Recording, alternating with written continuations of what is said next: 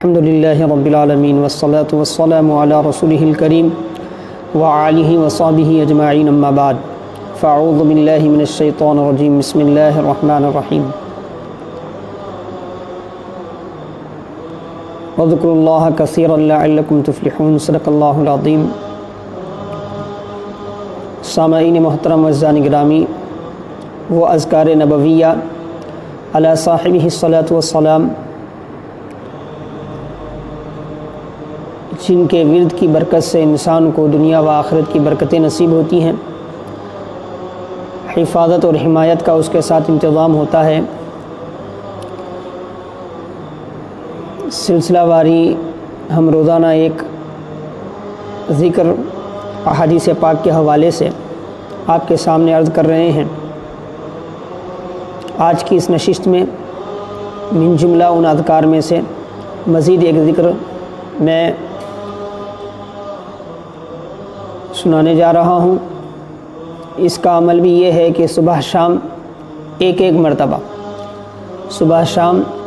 مرتبہ ان کلمات کا ورد کرنا ہے۔ دعا کے جو کلمات میں پڑھنے جا رہا ہوں اس میں کچھ روایتوں میں تھوڑے سے الفاظ میں کمی زیادتی ہے۔ عام طور پہ امام نووی وغیرہ نے جو اذکار کی کتابوں میں اس حوالے سے جو دعا ذکر کی ہے، میں اس کو پڑھ رہا ہوں، ذکر کر رہا ہوں۔ اسی انداز سے اس کو پڑھیں، انشاءاللہ اس کی برکتیں حاصل ہوگی۔ دعا کے کلمات یہ ہیں: سبحان اللہ و بحمدہ ولا حول ولا قوة الا باللہ ما شاء اللہ کان وما لم یشاء لم یکن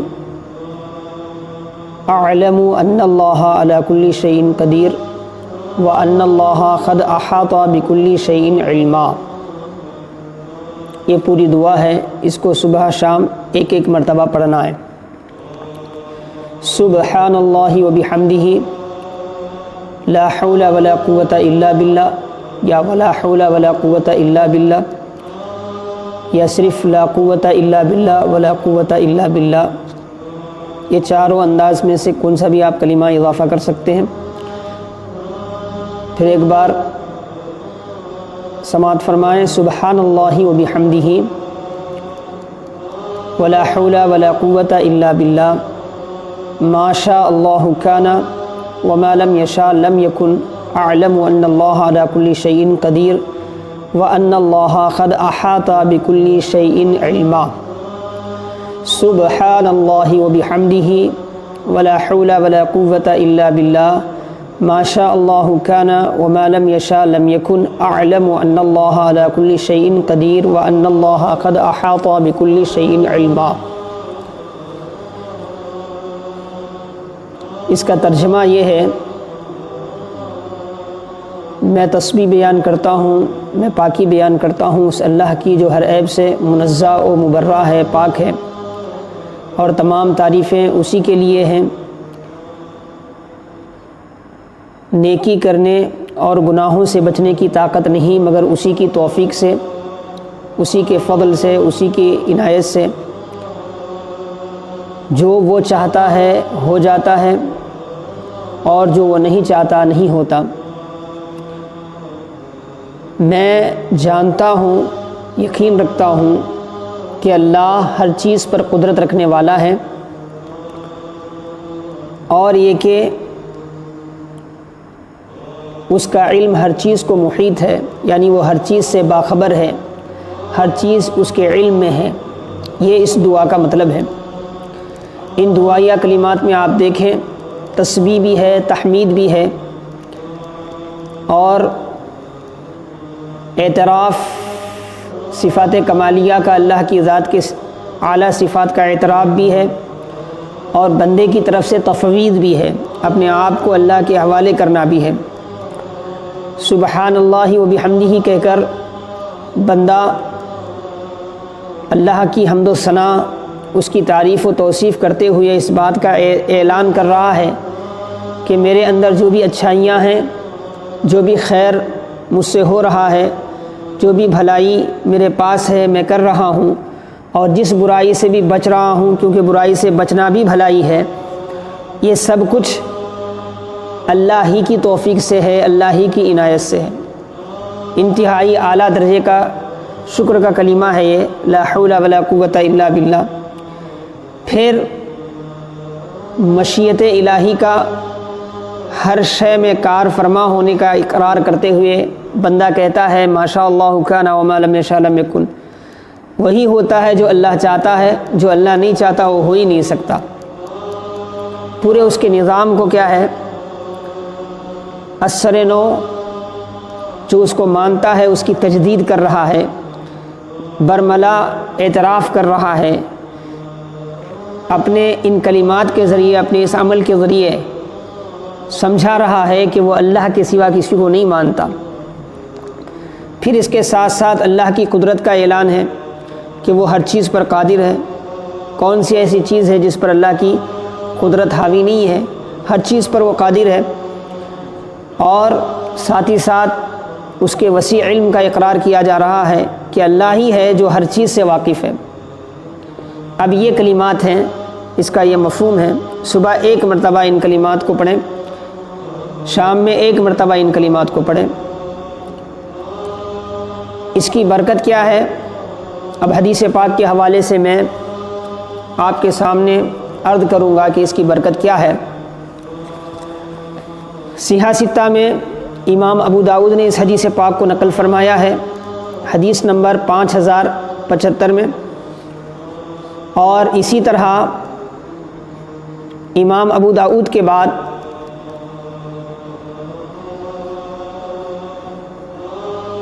تیسری صدی ہجری کے مشہور محدث امام ابن سنی، جو امام نسائی رحمۃ اللہ علیہ کے شاگرد ہیں، عمل الیوم واللیلہ حدیث نمبر 47 میں آپ نے اس حدیث پاک کو ذکر فرمایا ہے۔ اور میں نے جو کلمات پڑھے ہیں دعا میں خاص طور پر، وہ امام ابن سنی ہی کی روایت سے ہیں۔ اور اسی طرح امام نسائی جو صحیح ستہ کے امام ہیں، اپنی کتاب سنن الکبریٰ حدیث نمبر 9756 میں اس حدیث پاک کو نقل فرمایا۔ اسی طرح آپ کی کتاب ہے عمل الیوم واللیلہ، اس میں حدیث نمبر 12 میں آپ نے اس حدیث پاک کو نقل فرمایا۔ اس کے علاوہ امام بیہقی جو 4 صدی ہجری کے عظیم محدثین میں ہیں، اپنی کتاب الاسماء والصفات میں حدیث نمبر 342 میں اس حدیث پاک کو ذکر فرمایا۔ اسی طرح مشہور محدث امام بغوی رحمۃ اللہ علیہ نے شرح السنہ میں حدیث نمبر 1327 میں اس حدیث پاک کو آپ نے ذکر فرمایا۔ اور ان کے علاوہ امام ابو نعیم رحمۃ اللہ علیہ کی کتاب عمل الیوم واللیلہ ہے، جس کا ذکر حافظ امام ابن حجر عسقلانی رحمۃ اللہ علیہ نتائج الافکار میں ذکر فرماتے ہیں کہ آپ نے اس میں اس روایت کو نقل فرمایا ہے۔ اسی طرح خطیب تبریزی رحمۃ اللہ علیہ 7ویں صدی کے محدث صاحب مشکات المصابیح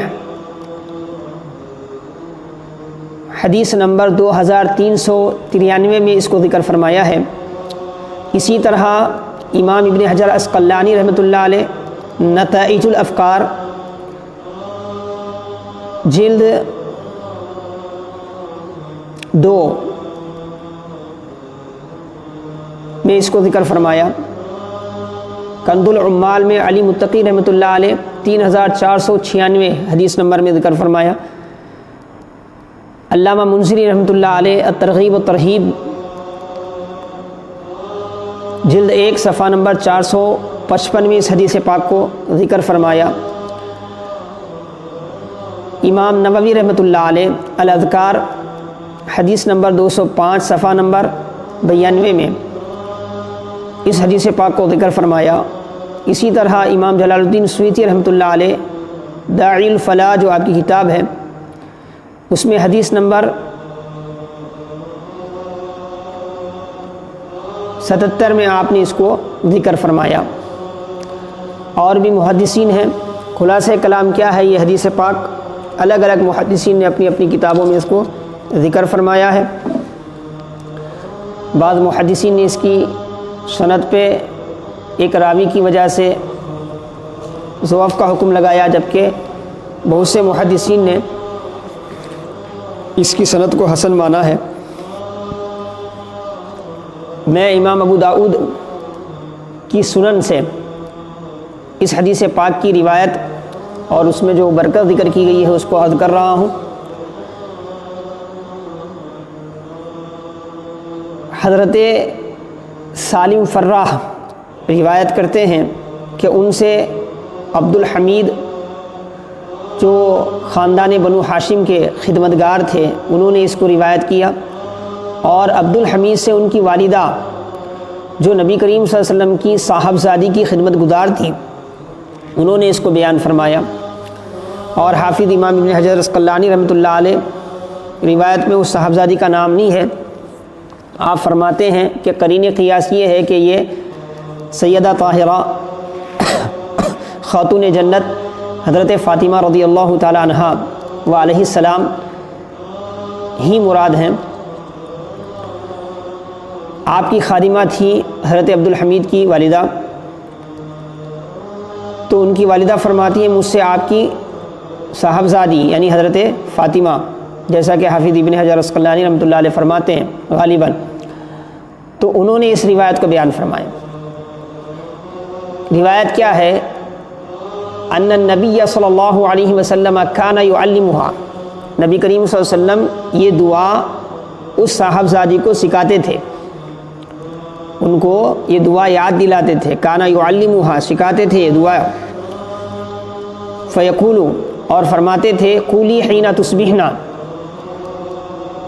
تصبحینا جب صبح کرو، صبح ہو جائے تو تم اس دعا کو پڑھو، سبحان اللہ و بحمدہ لا قوت الا باللہ، یہ ابو داؤد کے الفاظ ہیں، اور سنن کبریٰ کے الفاظ ہیں سبحان اللہ و بحمدہ ولا قوت الا باللہ، اور امام ابن سنی کے الفاظ ہیں سبحان اللہ و بحمدہ ولا حول ولا قوت الا باللہ، ما شاء اللہ کان وما لم یشاء لم یکن، اعلم ان اللہ علی کل شیء قدیر وان اللہ قد احاط بکل شیء علما۔ یہ الفاظ دعا کے ہیں۔ اس کے بعد آقا علیہ السلام نے فرمایا فإنہ من قالہن حین یصبح حفظ حتی یمسی، اس کے بعد فرماتے ہیں بے شک جو شخص ان کلمات کو صبح میں پڑھتا ہے تو شام تک محفوظ کر دیا جاتا ہے، شام تک اس کی حفاظت ہوتی ہے، حفظ حتی یمسی۔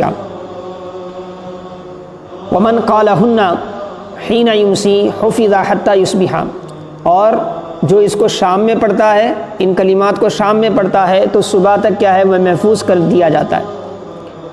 یعنی یہ کلمات رسول اللہ صلی اللہ علیہ وسلم خصوصی طور پر اپنی صاحبزادی کو سکھاتے تھے، اور وہ صاحبزادی اپنے خدمت گاروں کو بھی کیا ہے اس کی تلقین کرتی تھی، کیونکہ رسول اللہ صلی اللہ علیہ وسلم نے اس کی برکتیں یہ بیان فرمائی کہ جو صبح پڑھے گا شام تک محفوظ ہوگا، جو شام پڑھے گا صبح تک محفوظ ہوگا۔ تو حاضرین محترم اعزائے گرامی، یہ روزانہ کے اذکار میں سے ہے، اور جیسا کہ میں نے پہلے بھی عرض کیا اس اذکار کے لیے باوضو کرنے میں زیادہ برکت ہے۔ اگر کسی وجہ سے باوضو بے طہارت بھی اگر ہیں تو تب بھی کیا ہے ان اذکار کو کیا جا سکتا ہے، شرعاً اس کی اجازت ہے۔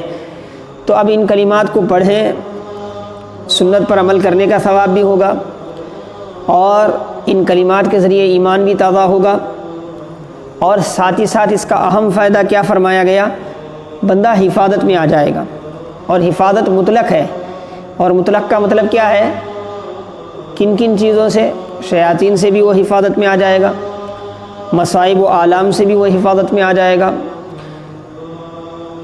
جسمانی اور روحانی پریشانیوں سے بھی وہ حفاظت میں آ جائے گا، غم و آلام سے بھی وہ حفاظت میں آ جائے گا، ناگہانی مصیبتوں سے، وباؤں سے، بیماریوں سے۔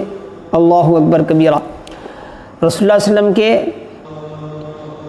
ان ارشادات میں ایسی رہنمائی ہے کہ وہ بندہ اللہ کی خصوصی حفاظت میں پہنچ جاتا ہے۔ کل کی حدیث پاک ہم پڑھے آپ، اس میں بھی ایسی ہی بشارتیں ہیں۔ تو آپ دیکھیں یہ اذکار چند سیکنڈ اور چند منٹ چاہتے ہیں، اگر بندہ متوجہ ہو کر ان کو پڑھتا ہے اور ساتھ ہی ساتھ اس کے معانی اور مفاہیم پر توجہ دیتا ہے تو اس کے اندر اس کے ایمان میں بے انتہا کیا ہے تابندگی پیدا ہوتی ہے، ایمانی قوت میں اضافہ ہوتا ہے، اور ساتھ ہی ساتھ بندے کو معلوم بھی نہیں ہوتا، غائبانہ اس کے ساتھ کیا ہے حفاظتی انتظامات ہو جاتے ہیں، وہ محفوظ ہو جاتا ہے، اللہ پاک کی جانب سے کیا ہے اس کے حفاظت کے انتظام کر دیے جاتے ہیں، کیونکہ رسول اللہ صلی اللہ علیہ وسلم نے فرمایا، آقا علیہ السلام نے فرمایا۔ اب اس میں نہ کوئی تردد کرنے کی ضرورت ہے، نہ پشو پیش کرنے کی ضرورت ہے، کیونکہ دوسری چیزیں تو مجربات میں ہوتی ہیں، کسی نیک بندے کے مجربات میں ہیں، کسی صالح بندے کے مجربات میں ہیں، اور یہ تو صاحب رسالت صاحب وحی سید الانبیاء صلی اللہ علیہ وسلم کی زبان سے نکلے ہوئے کلمات ہیں، اور آقا علیہ السلام نے ان کلمات کی یہ بشارت عطا فرمائی ہے۔ تو آپ خود اندازہ کریں، آپ ان کلمات کو یاد کر لیں، بار بار اس کو سنیں، بار بار سن کر کیا ہے اس کو یاد کر کے پڑھنا اگر معمول بنا لیں تو اس کے بعد یاد ہو جاتے ہیں۔ اس کے بعد آپ اگر اس کو معمول بنا لیں گے تو پھر دیکھ کے بھی آپ کو پڑھنے کی ضرورت نہیں رہے گی، چلتے پھرتے آپ اس کو پڑھ سکتے ہیں۔ اور الحمدللہ نماز فجر پڑھ رہے ہیں آپ، نماز فجر پڑھ کے کیا ہے ان اذکار میں اگر لگے ہیں تو ذکر کرنے کی فضیلت الگ آپ کو نصیب ہوگی، اور یہ برکتیں جو ان احادیث ان خصوصی اذکار کے ساتھ ہیں یہ برکتیں بھی آپ کو نصیب ہوگی۔ تو ہم کوشش کریں کہ ہم خود بھی کیا ہے اس پر عمل پیرا ہوں، اور ساتھ ہی ساتھ اپنے گھر کے خواتین کو، اپنے گھر کے چھوٹے چھوٹے بچوں کو کیا ہے اس کا عادی بنایا جائے، تاکہ ہر قسم کی ناگہانی آفتوں سے، ہر قسم کی پریشانیوں سے اللہ پاک ہمیں امن و عافیت میں رکھیں۔ اللہ پاک کی بارگاہ میں دعا ہے کہ اللہ تعالی ہم سب کو عمل کرنے کی توفیق عطا فرمائے، اور اپنی خصوصی پناہ میں ہم سب کو اللہ پاک اپنی پناہ نصیب فرمائے، ہر آفت اور بلا سے اللہ پاک محفوظ فرمائے، عافیت والی زندگی نصیب فرمائے۔ وصلی اللہ تعالی علی خیر خلقہ محمد وآلہ وصحبہ اجمعین والحمد للہ رب العالمین۔ السلام علیکم۔